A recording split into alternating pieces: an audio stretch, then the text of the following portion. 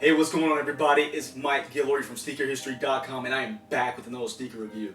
Now, today I'm bringing you guys what may very well be my favorite basketball sneaker of 2020.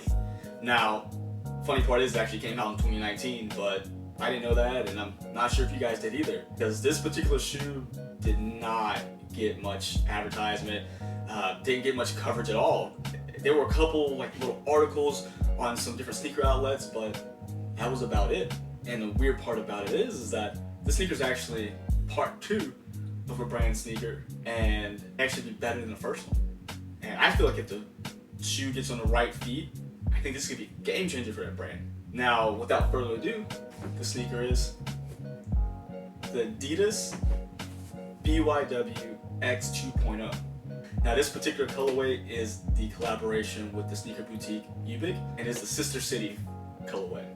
Now, the colorway, is kind of a representation of a post-World War II just idea of sister cities where different cultures, different cities would come together just to form a cultural bond and friendship. And with UBIQ having these 2 stores in Georgetown and in Philadelphia, that was just a cool idea that they brought together with the sister cities, of course. Now, start with the colorway. You're gonna have a full white mesh upper, but it has a reflective underlie. So if you get the right light, you'll see that there's you can see silver throughout the holes in the mesh. With the right light, these things shine like crazy. And not only because of that, but you have a 3M mudguard. You have 3M on the stripes, 3M along the TPU cage here, both on the lateral and medial side. You also have a little 3M speckles in the laces, and then 3M on the heel tab. And then one more hit right here on the tongue tab. So there's pretty much full 3M on this sneaker, and it is nuts. It is crazy, but it works. It's not overdone, because a lot of times when there's a lot of 3M on a sneaker, it can just be just too much overkill. Now, along with that, you'll have this really cool just tongue piece here, where the idea of the sister cities was something definitely big in Korea, and we have a lot of Korean characters on the tongue, on both tongues actually. You can see both of them here. And along with that, you won't really be able to see it, but it was a consortium release, so there's some really cool details you won't really see on any other sneaker. So you'll have some really cool insoles as well. So this one's blue, while the other shoe here is going to be in a red font. And notice we'll also have kind of a mismatch of laces as well. We have on the right pair here, we have these Volt laces with a blue lace lock, and a little hit of blue here as well on the tongue. And then on the left pair, we have white laces, still with those same 3M hits, with some red accents on the tongue and then a lace lock.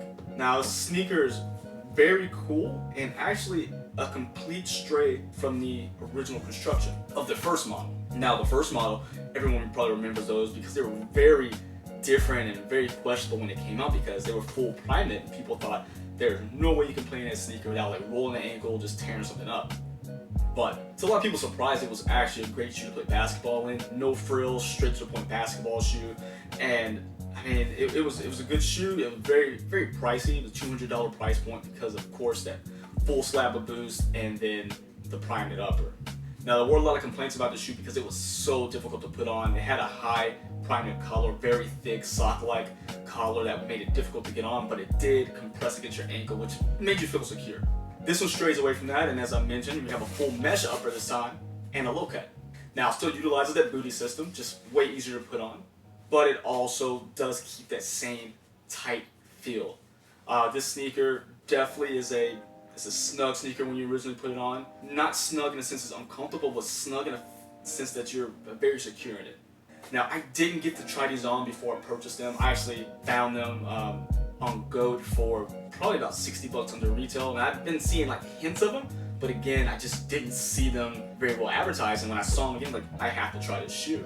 Now, again, I didn't get to try them on, but I did read a couple reviews on the original model because I couldn't find much information about anyone who played in these, and again, saw that they were really snug, so I went up half a size. Now, I do like to play ball in 2 pairs of socks, so that actually came out perfect for me, but if you're someone who likes a fit that's closer to your foot closer to the end of the shoe, go ahead and get true to size.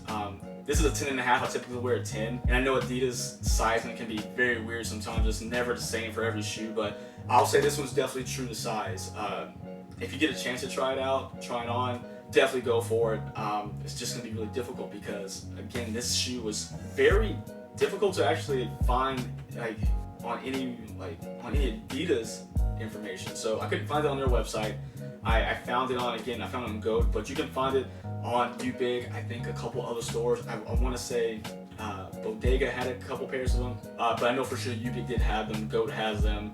I want to say StockX may have had some as well, but well under retail, because they retail for $170 if I'm not mistaken, which is $30 less than a 1.0s. But I was able to get them for about $115, so still saved a couple extra dollars, which is always a good thing. Now, going back to the performance of the shoe, I typically like to play in Kyrie's or Kobe's just because there are really no frills and they play a little lower to the ground, get great court feel when I play with them. But I've also had bad experience with Boost sneakers as well, so that's why I've always stayed with those two models, because I tried the Hardens. Clearly a lot of people love the shoe. And I'm talking about the models with Boost, of course, not the new model that utilizes that light strike technology. But the models with Boost, and they just rode too high. I just felt like I was going to tip over, almost like playing in a LeBron shoe, where I feel like I'm just going to roll over because of the amount of cushioning inside of them is just so much. But these did something completely different. I put them on, and I don't know if it's just a different density of Boost or whatever it may be, just thinner slabs. But I still got that Boost comfort, but I also got court feel. So I don't know if that has anything to do with the shank plate, the way it's constructed. I don't know if you guys can see it on camera, but you can clearly see the plastic shank plate, and with the translucent sole, you can see where it goes to the toe and to the heel. But if you look closely, you can see there's cutouts in the middle of the shank plate that lets the Boost kind of have more room to expand, on your forefront and on your heel. So I don't know if that particular design feature allows you to get more court feel, but if so, I think it was a great move, because this shoe, literally, I felt just like it was, a part of my foot when I was playing, and probably one of the most comfortable shoes I've ever put on, especially from the jump. Because typically, when you put a basketball shoe on to start, it's always a break-in period, and it is terrible.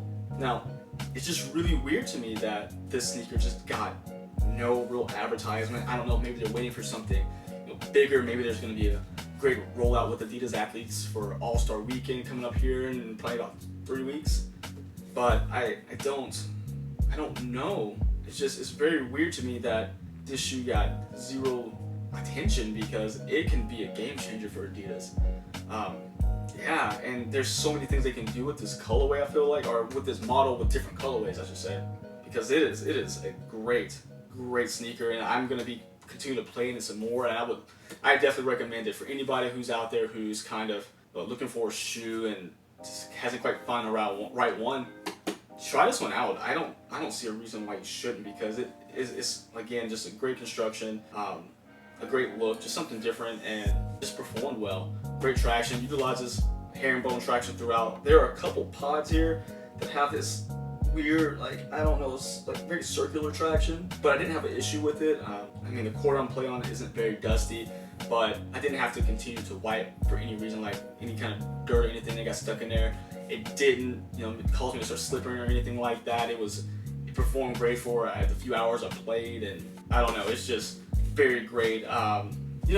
Most basketball shoes, I guess you can wear these casually as well. I mean, that's completely up to you. You like to wear basketball shoes, it's a casual shoe, performance shoes at least, I say try it. I mean, I haven't broken them out yet. I mean, they're not a bad looking shoe just to wear on the daily, but either way, I think it's a great looking shoe, great performance shoe, and worth a try. I just hope Adidas sees this and knows that people would definitely like to see more of this sneaker, and it'd be great to just get their eyes on it, because if there's no eyes on it, we can't utilize it, we can't play in it, we won't know about it.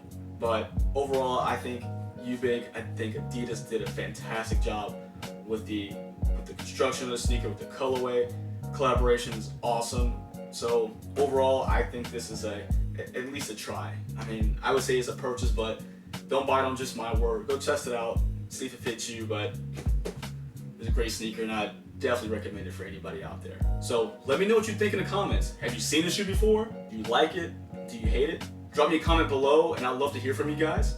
Also, let me know on social media, Instagram, Twitter, MadWatcher789, and then keep a lookout. We'll have a write-up on these on sneakerhistory.com soon. And then also, don't forget to look at the Sneaker History Podcast. Now, until next time, guys, see ya.